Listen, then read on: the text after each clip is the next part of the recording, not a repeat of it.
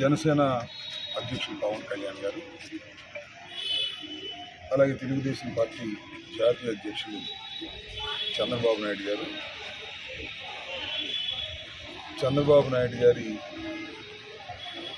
అద్దె ఇంట్లో అద్దెలోనా పంతుల్లా లింగమనేని వారి ఇంట్లో సమావేశం అయ్యారు, భేటీ అయ్యారు.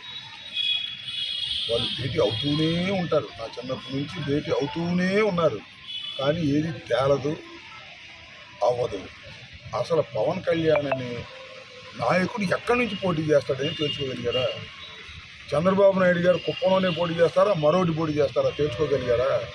అది తేలేది కాదు, మునిగేది కాదు. ఈ లోపల మేము సిద్ధమయ్యాం, యుద్ధం కూడా అయిపోతుంది. వైఎస్ఆర్ కాంగ్రెస్ పార్టీ గెలిచి అధికారంలోకి వస్తుంది. అప్పుడు దాకా వీళ్ళు సీట్లు తేల్చుకోలేరు. సీట్ల కన్నా ముందు వీళ్ళు నోట్లు తేల్చుకోవాలి.